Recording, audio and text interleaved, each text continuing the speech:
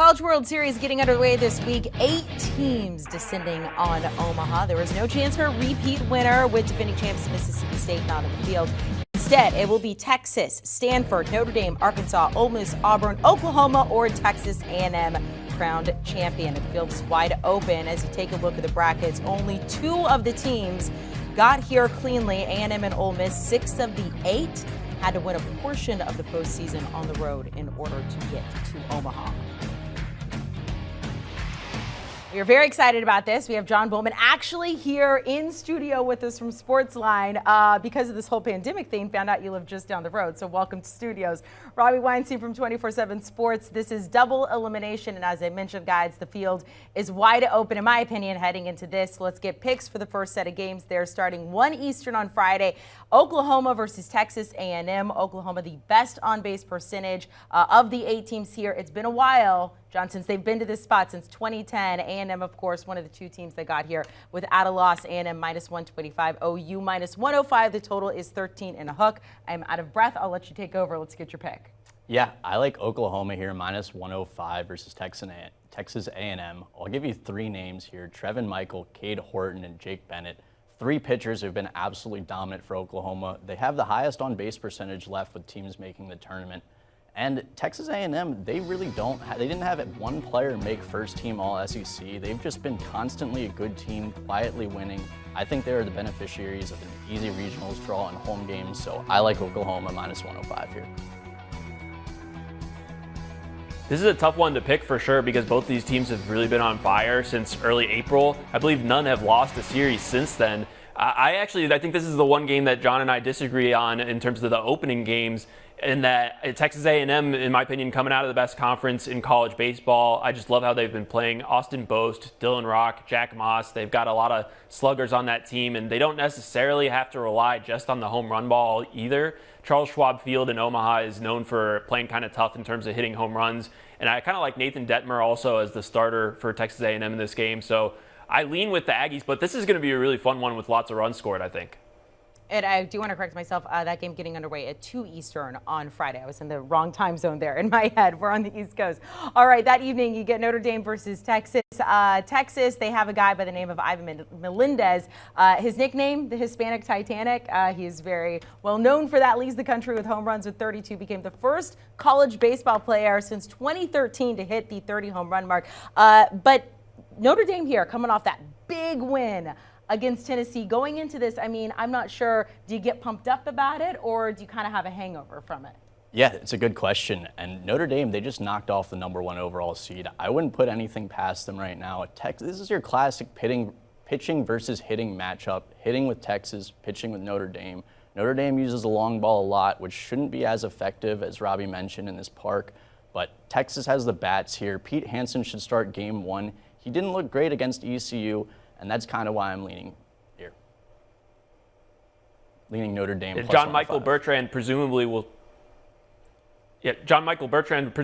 start this game for Notre Dame, and he's been one of the best pitchers in all of college baseball this season. So that's going to be a tough one for Texas. Like you said, John, Hansen looked a little bit sketchy in that super regional against ECU. And it's hard to pick against Notre Dame in this game just because of the high coming off of that super regional win at Tennessee. They were the best pitching team and the best defensive team in the ACC this season. So this isn't a fluke. They easily could have hosted a regional as well, and they've kind of had that chip on their shoulder as a result of only getting a #2 seed. Those are the games on Friday. Let's head to Saturday, bracket 2 here. We get Arkansas versus Stanford in the afternoon.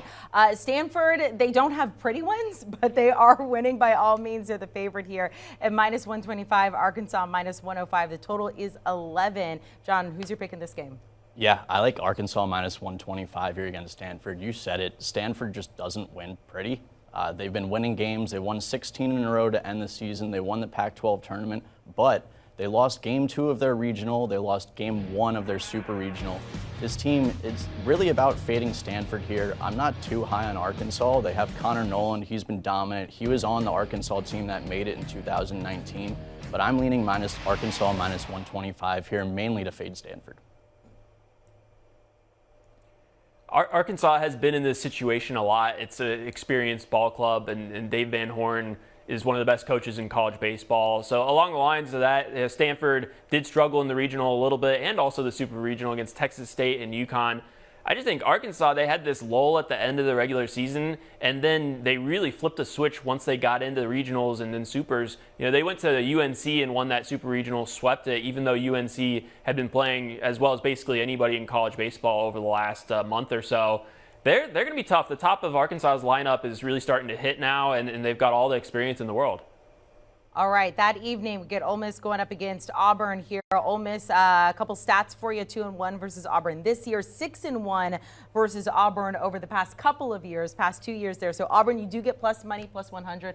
Ole Miss is the big favorite at minus 130. The total 11 in a hook. Where do we go in this game? Yeah, I like Ole Miss minus 130 here against Auburn. Ole Miss is one of my favorite teams in the tournament. I love this team. They were ranked #1 in the nation at one point this season before they kind of fell off and ended up being the last team to make the regionals. So I like this team. Auburn, on the other hand, they have Sonny DiChiara anchoring their lineup, but they are mainly pitching based. They have a couple relievers that top it up at 97 from both sides with wipeout breaking stuff. I honestly think whoever wins this matchup could end up winning the World Series. So I like Ole Miss at minus 130 here against Auburn. Ole Miss, it was my pick to win the SEC, and they brought back much of their fantastic hitting lineup from last season, and so it was really surprised to see them struggle and be the last team into the field.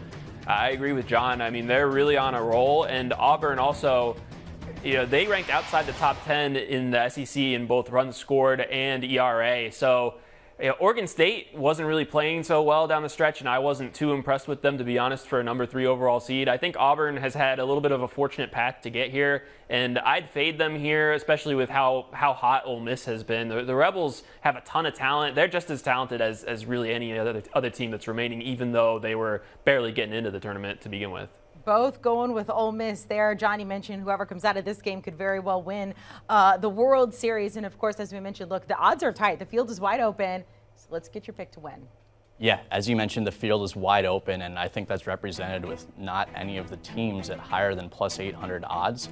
But I really like Oklahoma plus 800 here. As I mentioned, they have the pitching, and that's what you need to get through a tournament like this. They have the highest on-base percentage in the rest of the teams in the tournament. They've got a couple studs pitching. I like Oklahoma plus 800. And then my other play, Ole Miss plus 700. As I mentioned, they're hot. Everybody's counted them out. They barely made the tournament. I like Ole Miss plus 700. They have the seniors to anchor them. This is a relatively evenly matched field of 8 here, so I think you can't go wrong with taking a flyer on one of those teams at the bottom. I definitely like Texas A&M in terms of the value. My pick to win it is Arkansas. It feels like they've been knocking on the door for a long time, and similarly to last year, Mississippi State had been to the College World Series a whole bunch. They had come up short a lot. I think that kind of toughened them up a little bit as a program.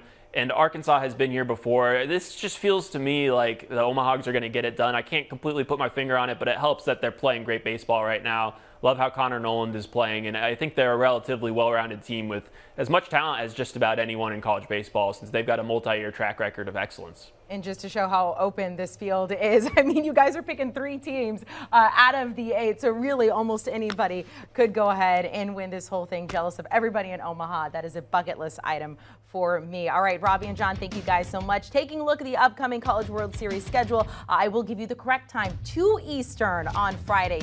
Oklahoma taking on Texas A&M to kick off. Do you want a sports network that delivers everything that matters about the game? The highlights, the picks, the instant analysis, no yelling, no fake debates, no politics. Hit the subscribe button and never miss a moment.